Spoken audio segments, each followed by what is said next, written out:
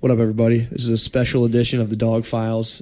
I've been trying to get this together for, what has it been, like 3 or 4 months now? Yeah, at least. It's been a while. Yeah, dude. Shout out to the big homie Rob, dude, which is so fucking sick. What's up, dude? Not much, man. Just give the people nice a to sense. Finally be here. I know. Give the people a sense of who you are. Well, I've got contradicting personalities going on. Sure. I currently work at a prison. Yeah. I have some decent responsibility at that prison. Okay. I've been there for a long time, but I'm also big time into psychedelics. That's what's up. Yeah. So what's that like, just starting from there? What's it like to do that, to be in that environment? Especially having, I mean, it's one thing if you're like a union fucking carpenter mentality, just being in there and be like, well, they shouldn't have fucking did it, and just, like rattle in the cage and stuff. You know what I'm talking about? How is it to... Because if you're like tripping and stuff, and then you're going into jail, I feel like it could slip you into that kind of state. It's still a very similar mentality. Like you get in there, and it's very like we're a team. Okay. Yeah, and it's like, but it's a real us versus them type world, and it's different than I think a lot of people would imagine that it is, because it's not like when you're in the prison system, it's basically, at least from my side, it's officers, inmates. Like, nobody really cares. Like, you always hear about, like, prison guards are racist. There's all this shit. From what I've seen in damn near 20 years, it's not. Like, it's inmates, officers. If you're respectful as an inmate, officers give you respect. Yeah. They'll leave you alone. If you're a dickhead, shit can turn ugly fast. What kind of stuff have you seen? Over the years? What's, like, the grimiest thing you've ever seen? From either side. Well, the inmate side, there's definitely some grimy shit, and a lot of it's inmate on inmate. Like I've seen, even recently, we've had a guy like 2 weeks ago he had snitched on some drugs that were on the compound, and they left whoever he had snitched to, which was the Internal Investigations Division, whatever. They left him out there on the compound. The other inmates found out, stomped his head in the next day.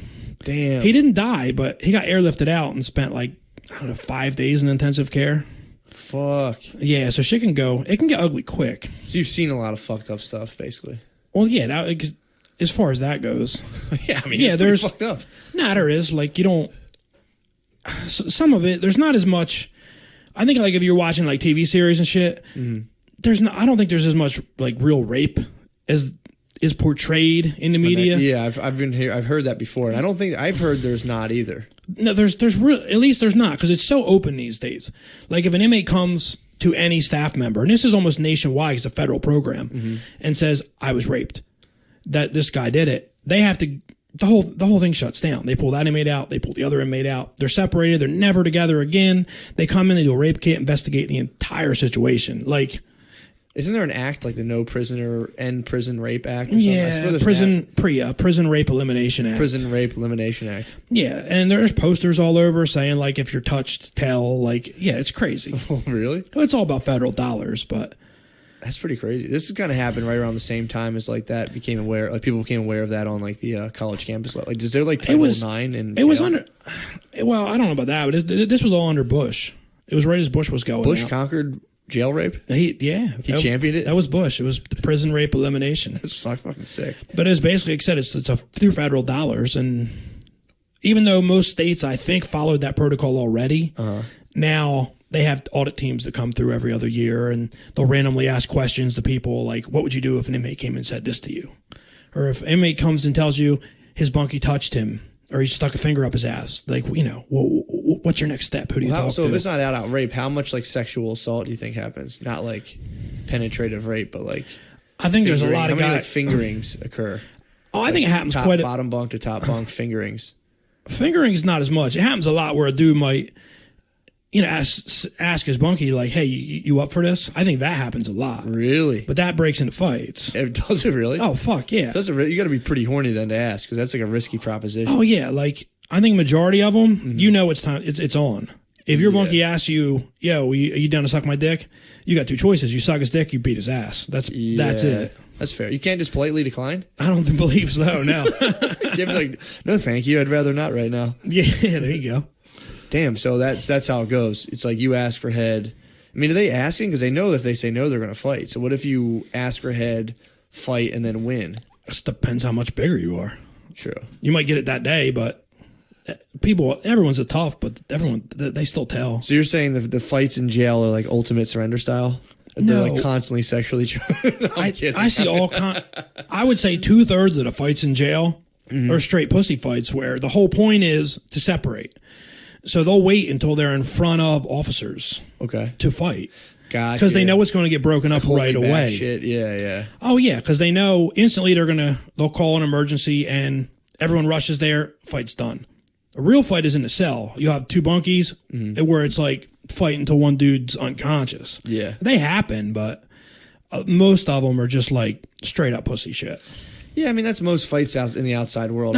No doubt. There's a lot of people like waiting until the guys around like, oh dude, what the fuck you gonna do? Yeah, just like I think the biggest fight I ever got into in school was at an assembly. Like it lasted all of 15 seconds before teachers came and pulled us apart. That's just how shit goes. So that's a tight move. I didn't start it though. Well, I kind of did, but how so? Explain that. I was just being a dickhead. I like threw a rock at a kid, and he came over and fucking swung on me. You started it, dude. You literally threw the first stone. Yeah, but I didn't think he was coming back with a fucking fist. I mean, dude, he had no choice. Yeah, I backed him into a corner. I don't blame him. Looking back on it, he did the right thing. Why'd you throw a rock at him? I don't remember. Just saw him and said, "Fuck this guy." Nah, it was somebody we knew. You just chucked a rock. Yeah, it was me and my friends. We thought it was funny. Why else do you throw rocks? Because your friend's like, you should hit that kid with a rock, or you're like, fuck yeah, I'm gonna hit that kid with a rock. That's true. So you gave us a nice little glimpse of what it's like in there. So people are fighting a little bit. It's not as bad as people think. What is it like? No. Kind of like more like a hospital than anything. You know what? There's a lot of therapy programs these days, and they do focus on rehabilitation, but you have to want it. Like anything else. If you have somebody that really wants to be rehabilitated, and like that's their whole goal being in there, they can go through all these programs, they can go to a halfway house, they can get a job placement, they can do it. But, you know, if you're just doing your time and rolling out, you can do that too. So there actually is things for these. There's like well thought out programs for these guys. There's entire departments for rehabilitation. Not saying it's the most effective thing in the world, but like states try. Yeah, they definitely try. Like they get a bad rap, but you know it's hard to put a dent in. But they make an effort. So what do you think in terms of age groups? Like who do you think is the hardest to rehabilitate? Like 19 to 24. 25? I would say from the door. Yeah, like real young guys because they got to prove themselves. Yeah. Like if you're 17, 18, 19. It's your first bid. You have never been in jail before. You're trying to establish who you are as a man once you get in there. So it's a different story. Yeah. You get a guy that's like in his 30s. By that point, he's settled down. Yeah. He's already made his name, and he's just like, I got it. I'm gonna do my shit. I'm gonna get out, and I'm gonna fix my life. So you get a lot more of that. How do you think your bid would go if you ever had to do a bid? Oh, my bid. Could you bid? It would be ugly. Why?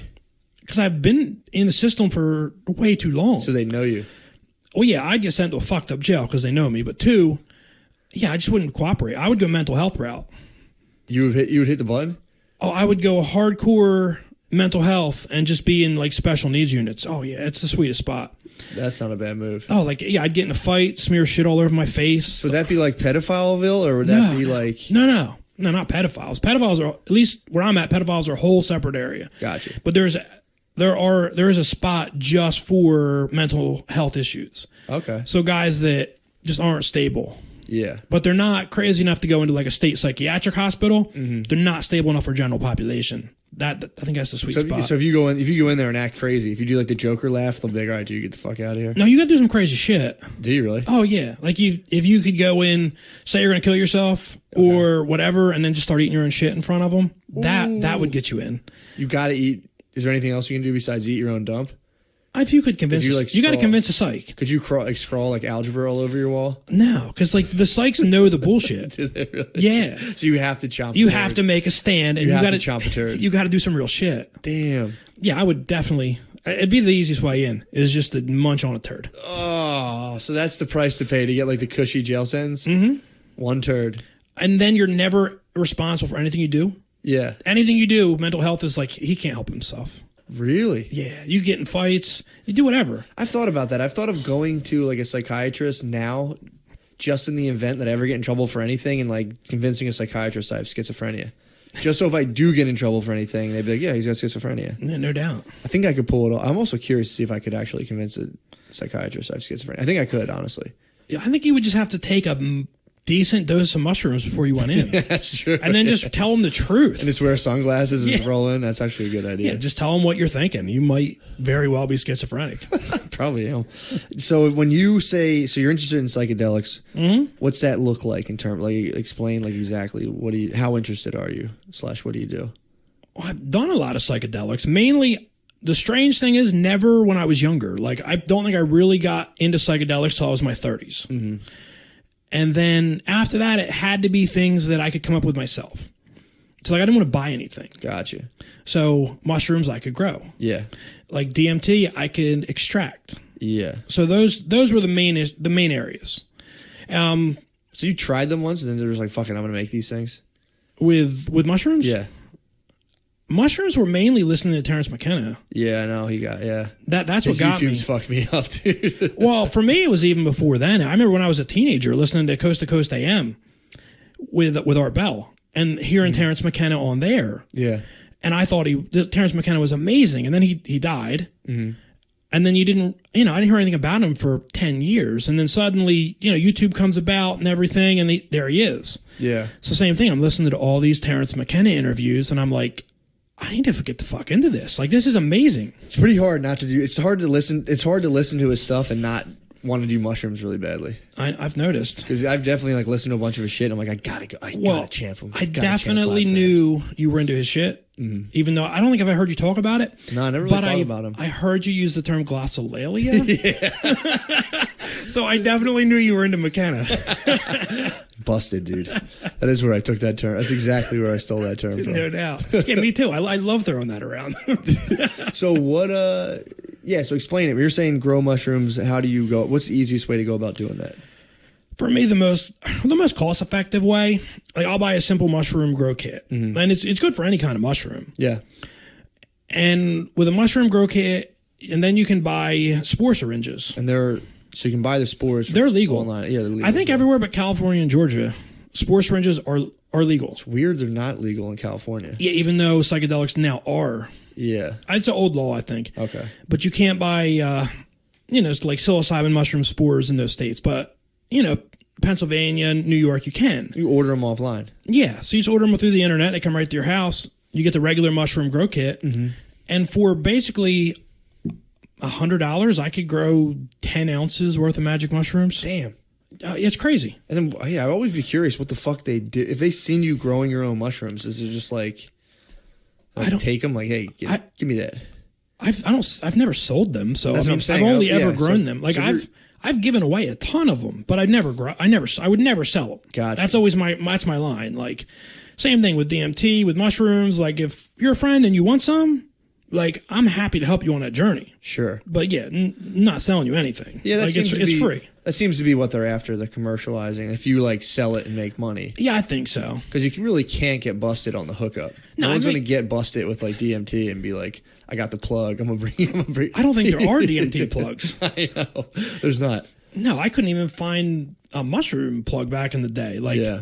I remember before I tried to grow them, I had a couple of buddies I knew could get shit. I asked, and they're like, nah, no one we know has mushrooms. Well, the problem too with that, because it's like I spent a long time of my, I would say, early to mid 20s plugged into like an evil hippie circuit, and but it's like you get these guys, you have like access to all this stuff, but you got to deal with like kind of heroin addicted hippie figures who are like the most like dastardly. Because they act like they're all like, yeah, man, like whatever, and they're like constantly ripping each other off. Like the ones who are making all like the fake weed cartridges or getting everybody sick, like that's like wooked out evil hippies out in California. Yeah, no doubt. Just putting together all kinds of weird, crazy chemicals and sending them out, and then being like, yeah, this is like some organic bud I got, and it's like stuff's like it smells like pine salt, bro. Yeah, it smells like fucking cleaner. I know they're out there. I don't think I've ever really been plugged into them. Like most of the hippies I've organically met have been pretty awesome. So yeah, well, it's when they get their it's when you enter the like hardcore, not the hardcore, like the commercialized like hallucinogenic trade. The evil hippies have like a lynch grip, have like a vice grip on that trade. It's like they're fucking nasty. A lot of them are nasty. I've been severely disappointed. I'll take your word for it. Personally, I've been severely disappointed. Yeah, I want my hippies to be just fucking happy and like, just to share. Maybe make your money back, but that's what I thought. I was meeting them all excited when I was younger, thinking like, oh, these guys will be cool. And I was watching them like rip each other off for $50 here, and it was fucking crazy. Yeah, well, I have heard about people charging crazy money for like ayahuasca ceremonies and mushroom ceremonies and. Well, yeah, a lot of time you get these guys who would like, they'll follow Fish or whatever band around for like all year, and then they'll come back in 2 months and try to make enough money so they can go just fuck off for another like 10 months. That's where you get a lot of like the trickery. Oh, okay. And it's like, when you take a hippie like that, of course they're like, sharing everything's cool, but when you hit them with some actual money, I think it bugs them out. It's like getting like that weird evil sorcerer complex. Yeah, it makes sense. But either way, I haven't really thought about it from that aspect. I mean, I make decent money now, so I've never been worried about giving away the psychedelics. That seems kind of the way to do it, honestly. Of just kind of like make them for yourself, hook up your boys, teach other people how to make them. That way you can kind of cut out all the bullshit. Yeah, no doubt. About like the black market and blah, blah, blah, blah. The dark web. Yeah, I like it. Yeah. Yeah, I think ultimately that's where I would like to go. More towards like helping people with mushrooms, like down the road. Yeah, I'm not there yet, but yeah, I've still got a while at my current job, but not that long. So really, so you're waiting until you're done with that, and then a few years, yeah. Really, so you're gearing up to get out of the you getting out of the whole PIC, prison industry. That'd be nice. Nice. Yeah, I'm thinking like maybe not quite like what you were talking. I'm thinking like, I want to move back to the West Coast eventually. Okay. Maybe do some like extended guided hikes with mushrooms. Do you know people who will do them out there? No, I think I would just want to do like guided hikes to begin with. Yeah. And then just kind of feel out who would be down. Yeah. Especially if it's like 2 or 3 days, like you'll know after a day if who's with you would be down or not. Oh, so you're going to do like just a legitimate regular old guided hike. Yeah. And then slowly start bumping elbows with people. I'm like, hey. Yeah. Pretty sure most people doing a guided hike will gobble up some mushrooms. Yeah, I'm thinking like, I want to run guided hikes though. That would be tight. Yeah, I want to run the guided hikes and then just feel out the customers, and just make the mushrooms part of the experience for the ones that would like it. Gotcha. Yeah, I think I'd just be real stick tight. them. Just like you could actually plant like a bag of them around a bend and be like, "Whoa, look what I found." Might be the way, just to organically find them. I always would love for someone to around here just plant like thousands of weed plants, and same way, just walk away from them. It's like you get in trouble from trying to like take ownership of them. So if you just planted thousands of them and like walked away, then it's just free weed for everybody else. If enough people did that, yeah, you could be like, there's an epidemic of weed plants sprouting up everywhere. Like I don't know how they got in my yard. No doubt, they must have blown over here. It'd be sweet. I remember we did that in high school, not with found plants, but my cousin and my buddies were out in the woods behind my house. Yeah, and I was in a pretty rural area, and we found a trash bag full of weed drying out, hanging from a tree. That's a fantasy of mine, but go ahead. Oh, it lasted us like the entire summer, like 5 of us. Damn. Oh, it was crazy. So some guy was he curing it in a trash bag outside? We never knew. Never found out whose weed it was. Someone probably ditched it then. It was tied up like 10 feet up in a tree. No idea. Sounds like the beginning of Mud. We just found that movie Mud. No. So, all right. So in terms of synthesis, so the mushrooms are easy. You said you buy the kit, buy the spores. What is like the actual steps to make them once you have the kit and the spores? It usually comes with bags of like the ones I get have these bags of grain that are they're a sterilized grain. Yeah, but it's sealed in a bag and it has an injection port. So you take the syringe, you shake it up, and you just inoculate each bag. And then you let them sit in like a dark place that's just house temperature, like 70 degrees is fine. Okay. So they sit for 2 or 3 weeks, and the mycelium grows over all the grain in the bag. And then once that's done, it's past like that real bad infection stage. Yeah. You just take that, you mix it with your like manure substrate, same thing in bags, and just put it out. You let that sit in the dark for another week or so until the mycelium grows over the top. Just put it out in like windows in your house. Like once a day, you give it a mist with a fan, or you give it a mist with a water bottle. You fan it. After like another week, the mushrooms just start coming. Yeah, Really? they just start fruiting. So you inject the rice or grain, whatever you have. Mm-hmm. Mycelium grows over that, and then you put manure over that. You said it's some kind of manure substrate. It's got a few other things in it, but I get it. It all comes with one of those mushroom grow kits. Oh, so you have like an organic fertilizer you drop on there, that's all. and then you spray. Yeah, you just mix it all together. You break the grain up inside that. See, I thought it had, and then it just regrows. Like the mycelium goes out and reconnects to itself. That's weird. Because I thought it had to be like completely some airtight fucking box. Only in the beginning. Okay. I think only to get that original mycelium. Gotcha. Once the mycelium's on there, that stage where you have to worry about infection is passed, and then you're pretty much good. And then once you have the mycelium, can you just keep doing it over and over and over, or do you got to rip that, throw it out? No, it's good for about 5 to 6 flushes. So like the mushrooms will grow up, you cut them all down, and then they'll grow again. Do you break it back up and throw it and just kind of reassemble? No, you don't have to do that. You just pick everything. Okay. And maybe after 2 or 3 times, you take the cake and dunk it in water for an hour, put it back in. Yeah, it just keeps going. That's crazy. Yeah, they're simple. They're super easy. So how about making DMT? How do you do that? DMT, you need to get a hold of the right plant to start with. Okay. So it's in almost everything. Mm-hmm. But the easiest ways for that is either like Mimosa hostilis root bark or like acacia root bark. Okay. Which acacia is a little trickier, but you take the Mimosa hostilis, it's a chemical extraction. Yeah. So you just grind it up into a powder, and then I'll mix it with like white vinegar. Let it sit for a few hours that way. That's it. That's your solvent? No, I'm trying to think. Yeah, you're using the acid to break it down. Okay. Yeah, no, the salt. Yeah, that's your acid base. Okay. And then you use what is it? Sodium hydroxide. What's that? It's like lye. Okay. Yeah, you just use the lye, and the lye is what breaks it up. And then you use in it. Wait, I was trying to think. Then that's what turns it.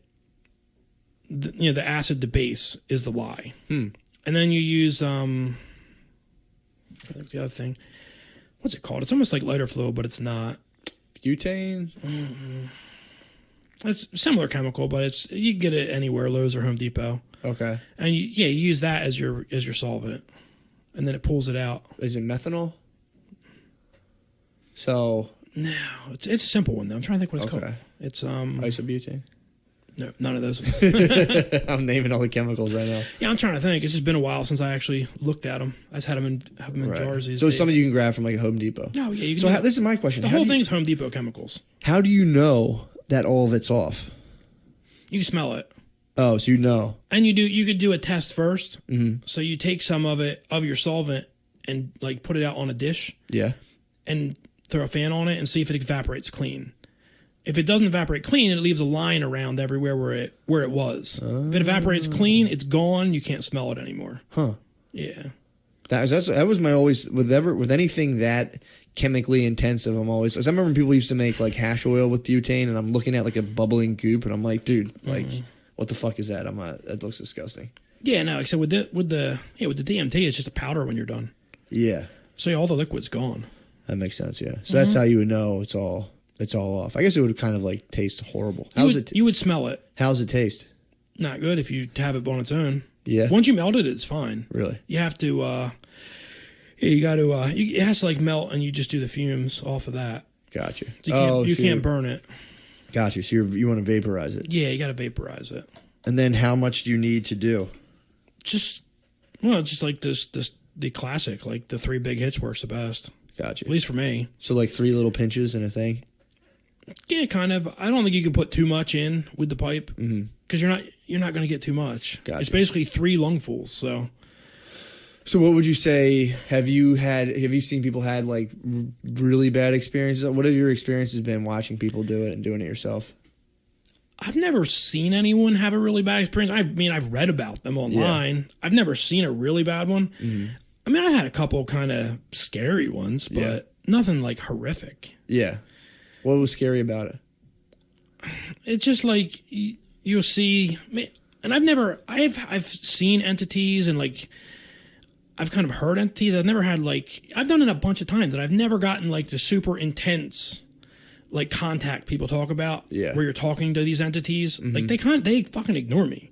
Really? Yeah. You get shunned in the DMT realm? I get shunned. Like, What the fuck, dude? I feel like the DMT, like, it feels familiar. Like, if you ever went really deep in on mushrooms and gotten to a place where you're kind of falling in and out of consciousness, and it feels like it's somewhere you've been, and it's like I've had it to where it feels like you're in that space where you go between lives. Okay. That's kind of what the DMT thing feels like. It feels like you're going back there. And then there's other realms off of that. But I generally get back there to that space where it feels like I go when I die. Like I feel like I'm in the same place my soul was at when I got spit out here. So it's not intensely visual. Because I have heard there's two types of DMT, and one's more intensely visual and the other one's not. No, that's what the regular with like the NNDMT that's supposed to be. It is visual. Gotcha. So you do see lots of patterns and colors, and I'll see like this dome space sometimes. And I have seen there's crazy things, but it's like a dream where like it fades. Yeah. So you remember the highlights, but the details are gone fast. At least to me. Yeah. That's why sometimes when I've read like these crazy in-depth trip reports where people are talking about things that were said and it's all this detail. I'm like, either you're way better at this than me or you're full of shit. Yeah. Because I get all these glimpses and pieces. I remember it for like a minute and a half, and then I'm like, fuck, it's gone. It's like a dream kind Yeah. So what would you say the benefits to it are? I don't know if it's quite the same as mushrooms. I think to me the big benefit with that one was it gave me this sense that there really is more to this whole thing. Like this is like there's a place that we go. And like to me, I guess it could be bullshit, but it feels like that's the place. Yeah. Like that spot where I can reach with that DMT trip feels like the spot I'm going to go when I'm not here. Like, I don't know what happens there, but I've touched that spot a bunch of times, and it feels like it's so familiar. It's crazy. Yeah. And that's coming from somebody who, went to 13 years of Christian school. Yeah. So, like, I came up heavy, Christian. And then I hit this, and I'm like, oh, like, maybe this is where this all came from. Like, maybe it was a whole bullshit, and people were just taking mushrooms or smoking DMT and came up with this. Yeah. Because that seems like the closest thing to a real religious experience that I've had. And that's, like I said, after years of sitting in church. Yeah. Going to Christian school. But, like I said, you take enough mushrooms, you go out in your yard and just, like, look at the trees blowing the wind, look at the grass, and it's like, shit, like, we're all a part of the same fucking thing. Yeah. Like this is it. Like, yeah, that is weird how there are like a class of plants who have a pretty reliable effect on like they inspire a very reliable thought pattern, which is that to me is kind of bizarre. Oh, no doubt. And it's a pretty good one if you think about it. Like it's not like if you thought about like the thought pattern of methamphetamine, the thought pattern of alcohol, and the thought pattern of like mushrooms, they're all pretty different. So it is weird how they can have almost the drug / compound / plants have, a personality, so to speak, once they cross your blood-brain barrier and then inspire a line of thought within people. It's kind of it makes you kind of like, makes me kind of bug out. Like if I drink coffee, I'm like a fucking like Banana Republic dictator. I just walk around, I'm like, blah, blah, blah. Oh, it definitely makes sense. Like you said, and I think there's a couple, it depends how long you stick with it. But I think with mushrooms, there's a few roads you go down. I think you have like your classic, or I guess with LSD, same thing, but like your Timothy Leary road, where people are out, preaching on the rooftops. Like, this is the shit everyone needs to do. Yeah. And to me, like, you don't need to do that. Yeah. Like, I agree that a lot of people could benefit from it. Not everybody should take it. You have to have the right mindset to begin with. Sure. But bringing too much attention, not always a good thing. Yeah, that's always what I'm trying to wonder about. Like especially with like DMT, like who would it be for? Who would it not be for, do you think? And how do you think you would tell, like, who would be like, yeah, you know what, this isn't for you? I think if you've done well with mushrooms and gotten, like, the right things out of it, like, some people, I think, say you took mushrooms and you're like, yeah, that was a good time, we had a good laugh, but, like, yeah, that's it. Like, you might not be interested. Like, the DMT might not, you might just try it and be like, yeah, that was dumb. Like, I don't even know what just happened. Yeah. But if you took mushrooms and you felt like you saw the world differently, like, you went out, because, like, to me, when you take mushrooms, it's like it pulls back the filters and your expectations of what you see. So you might look at the same tree you've looked at every day. Yeah. But now you see 100 things about this tree you've never seen before. Yeah, man. And you might not make it any further than that your entire trip. You might just stand there and stare at that tree completely amazed. Yeah. And feel like that tree's your brother. Like, yeah, like if that's your experience with mushrooms, I think DMT is for you. Gotcha. And if you take it and you're just like, things look weird, I want this to stop. Yeah. Then probably don't. Probably not. Gotcha. Yeah, because I always had I remember I took mushrooms when I was really young, a decent amount, twice, and it was like the first time was like a blast. Second time I had like, I think it was literally like 6.8 grams, something like a lot. Yeah, it's a lot. And I bugged that second time. I bugged the fuck out. Then eventually it turned out to be okay. So I've been trying to kind of piece that together. So I've had smaller amounts here and there, like since then, and it's like I've been trying to figure out a way to just like introduce people to like small amounts, then slowly let them expand to what they're comfortable with over time. Yeah, I think that's definitely a good way to start. Like, I don't think you need to jump in with both feet.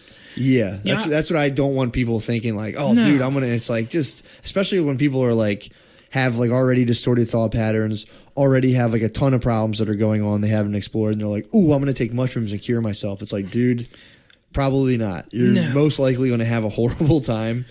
Yeah, I mean, you might. It might actually. If it's like that's what I'm thinking. If it's like a escape mechanism, I just it can. I think, but you would need the right setting. Like you need someone that you need to be in a safe place with someone that knows what the fuck's going on. Yeah. Like you don't want to take them by yourself if you're in that scenario. Yeah, that's why normally I'll tell people like 1.5 grams. Sure. Like for your first time, like take 1.5 grams. See how you feel. See what you think. Mm-hmm. Like if you want to go deeper, I'll give you more. We'll go deeper. Yeah. But yeah, that's a good starting point because I think anything below in my experience, anything below 2.5, you're normally fine. Sure, yeah, that's true. It's normally not a bad experience, especially if you just stay home. Yeah, 2.5, you're good. Once you get up into the 4 or 5 plus range, that's when shit turns dark and your pets are trying to kill you. And, it's a whole nother fucking world. Yeah. So how has it been for you? Have you led people through any kind of experiences like that? Like, how's that been? I've had some good experiences with that and bad. Really? Yeah. Well, good with most people. Say, especially if I'm just setting you up with it and saying, this is what you need and giving you all the instructions, good. As far as people that have taken it, when I'm there, usually fine. Actually, the worst experience was with, I had my wife there, and she smoked a lot of weed, but she'd never done mushrooms. She wanted to try it. And I set her up with 2 grams. And she goes on to tell me about how she could murder me and ruin my life and all kinds of crazy shit. Whoa. Yeah. And how she could get away with it. And she's just chuckling to herself. Oh, it was ridiculous. That's terrifying. I took 1 gram. So I was tripping, but not hard. Just enough that I'm like, it's going to be okay, honey. And she's just laughing and smiling to herself. She's like, I could end you. I mean, it's pretty funny. She came to grips with the fact that she could easily kill you and get away with it. Oh, yeah. That was what she got out of the trip.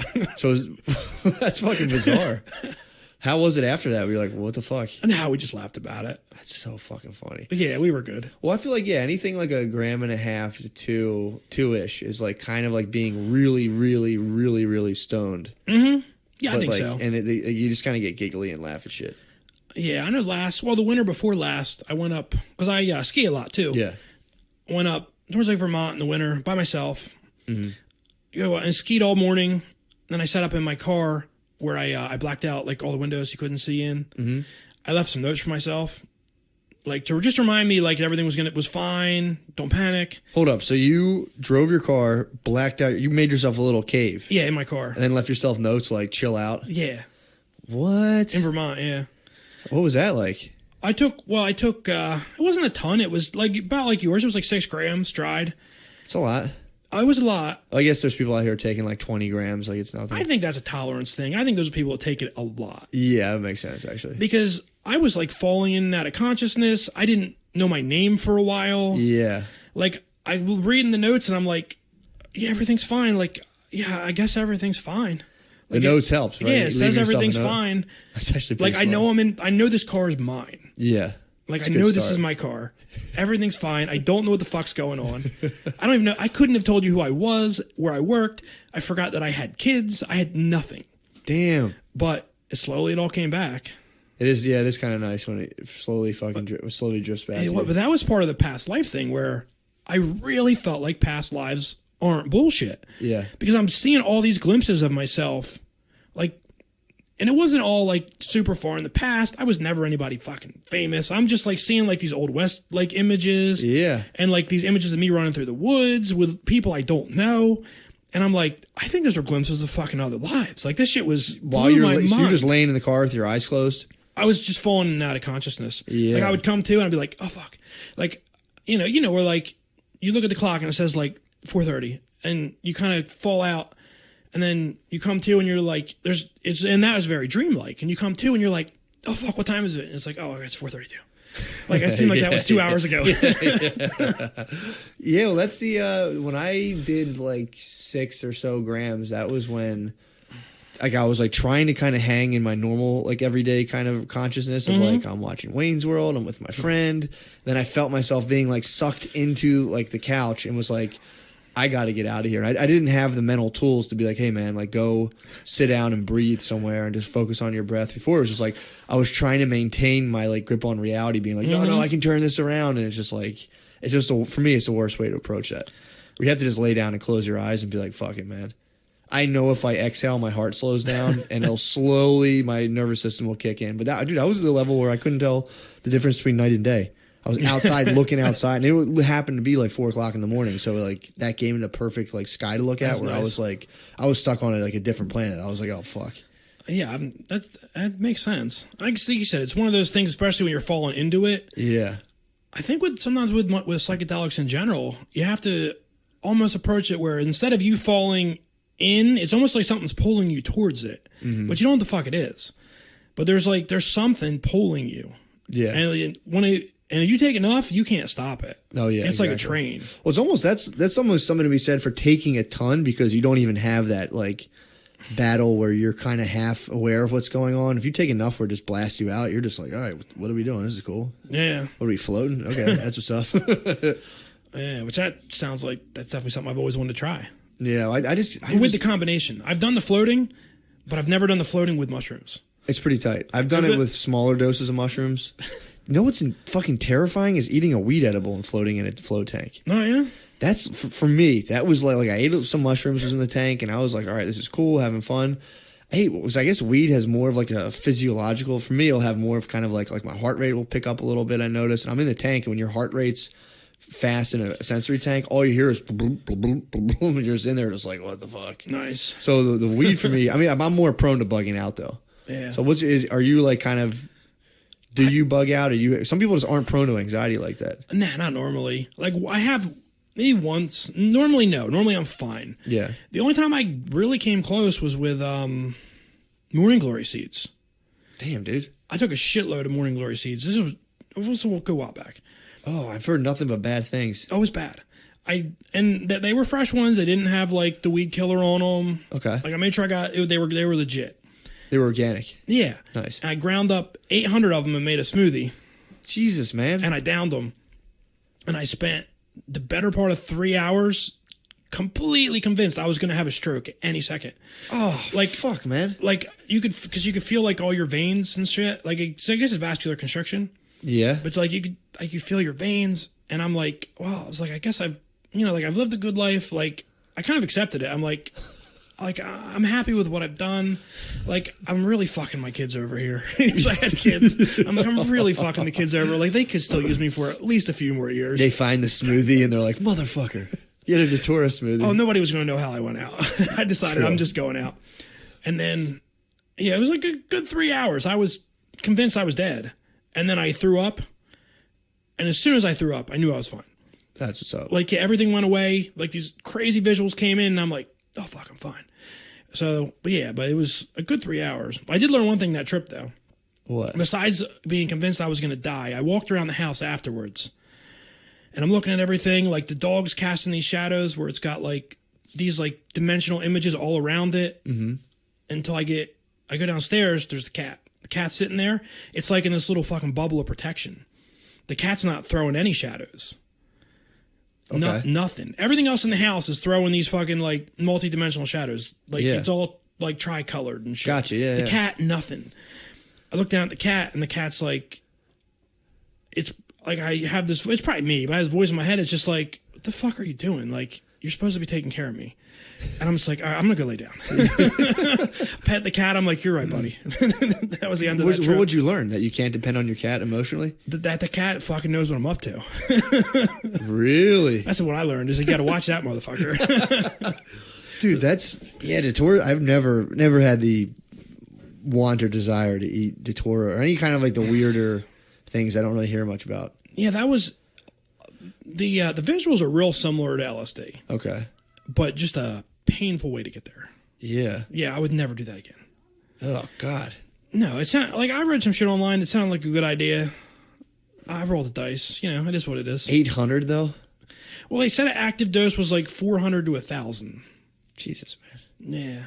See, I'm all about tipping the water a little bit and being like, all right, what does this feel? If I take a little bit of these and I feel horrible. Well, I tried 100 the day before and I didn't feel it. Nothing happened. Nothing. That makes sense. Yeah. So that's why I just went with the 8. Just going to eightfold. Yeah. Oh God, damn it, dude. I figured it wasn't going to kill me. What are you going to do? So how about in terms of, because this is what I want so badly to be here or, you know, anywhere else really, I don't care, but just a place where you can go that people can go do them and set up. So it would be like just a shared kind of studio space. Like you get like an art studio for like $500 a month. Kind of like a crack house. I am describing a crack house, yes. A shooting gallery. It would be nice to have a place where people could just block off schedules and have like a mindfulness relaxation space and just have it on the slide that like, oh, and you can, you know, bring a friend and... Yeah, not have to cost you a fortune.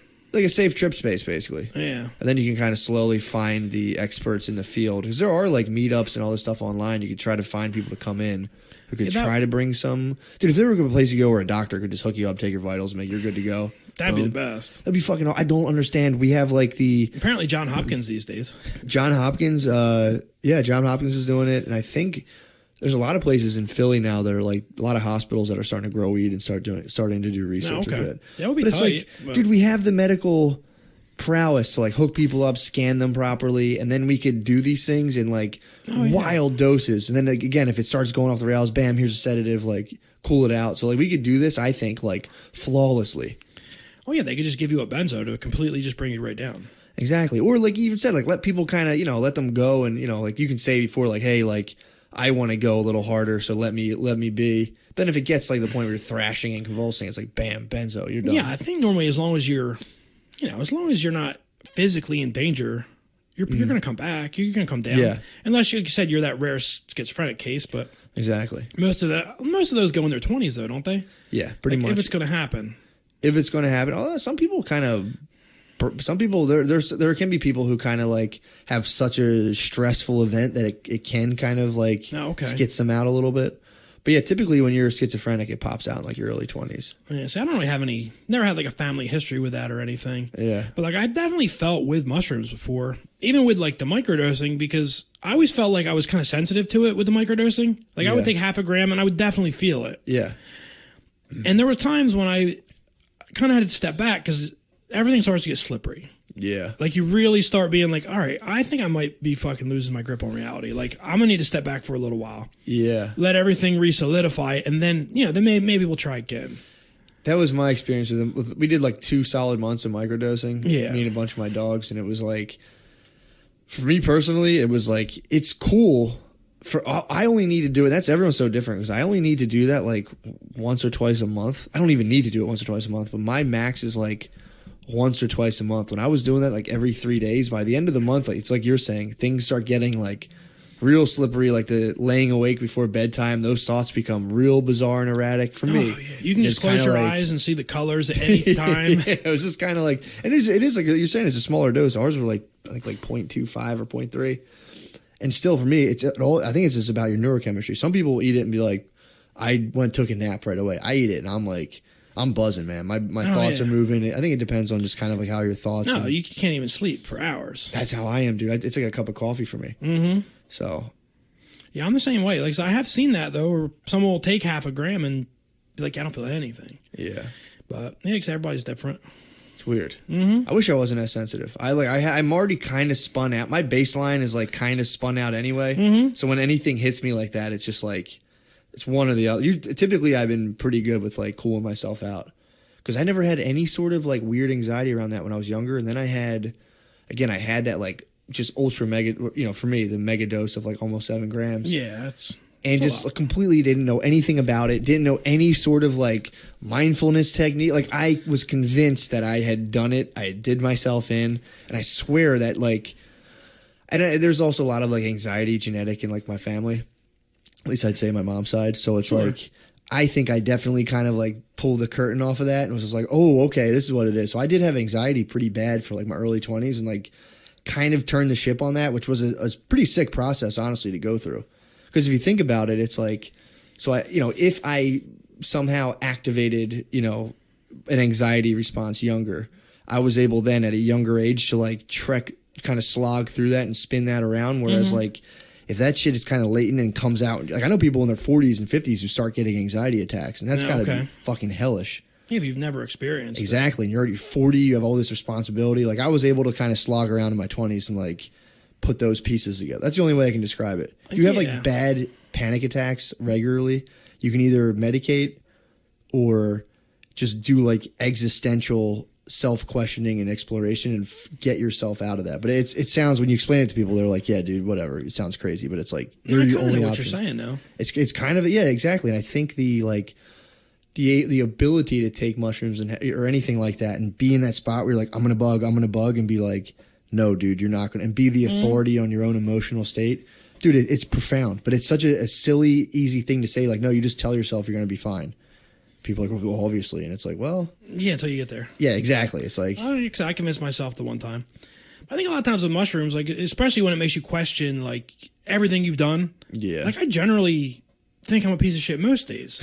It's like, I'm already there. Yeah. Like, I'll sit in bed and I'll be like, oh, what the fuck is wrong with me? Yeah. And, like, for no good reason. Like, I have a good life. I have a good family. Like, I have a decent job. But still, you sit in bed and you're like, I know, like, I'm such a fuck up. Like, it's just how life is. Yeah.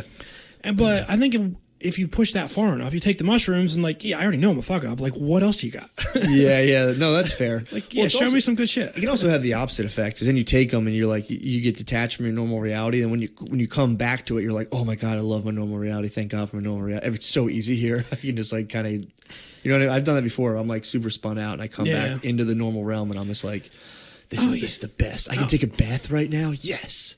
Oh, and yeah, everything just looks amazing, especially if you had a hard time. Like, if it's been I wouldn't say bad trip, but just a rough trip, and, like, you went through a lot.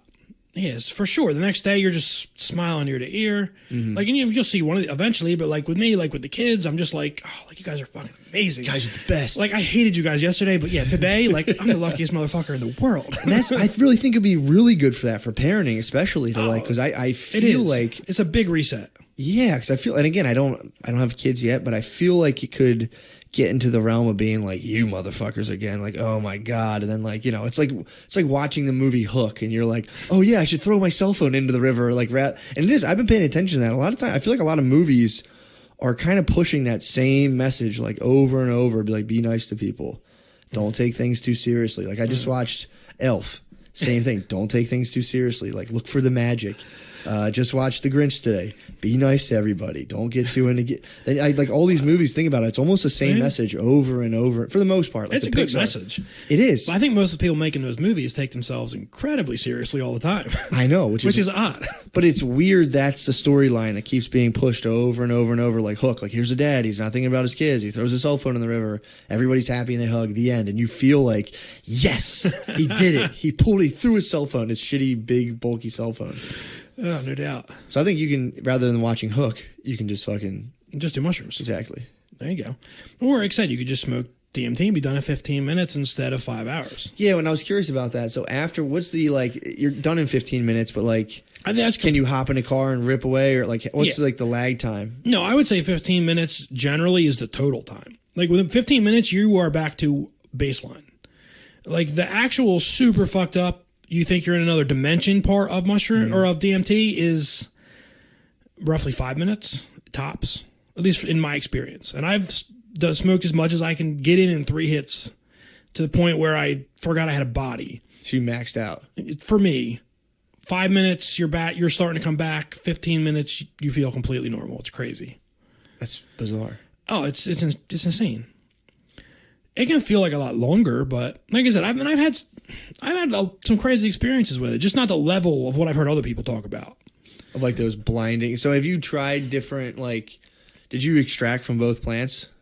I've tried those 2 plants, yeah. Gotcha. Yeah, the one's just trickier because it has like plant fat and it takes extra steps to clean it out. Gotcha. Extra cleanup steps, but. So what percentage, if you had to estimate DMT, would that be? Would that be like an isolate, or is that like? Sure, there's a percentage of plant material in it. Sure. But not much. So that would be like a DMT isolate then? Yeah, it's close. Yeah, there's probably, I think something like that is probably around 90% pure in that range. Gotcha. Through that process. That's what they claim. Obviously, I've never seen it tested, but. Sure. And if you wash it out again, then it gets a little bit clearer. But like the yellowish tint that it sometimes has is usually plant fat. Gotcha. Yeah. Okay. That's what's up. Mm-hmm. Yeah, and it's like I said, it's always, I've never had any issues with it. It's just, I think if you go in too often, DMT can be ugly. Really? DMT's one where, yeah, you just want to take it easy. Like people that start doing it 2-3 times a day for like a month. People do that? Yeah. If you go on the forums and stuff, people get crazy. Yeah, why do people have Because they have a good experience and they just want to keep going back and they want to go back and back. And then eventually that's when you have that like hell nightmare experience where you're like, I'm never touching this shit for the rest of my life.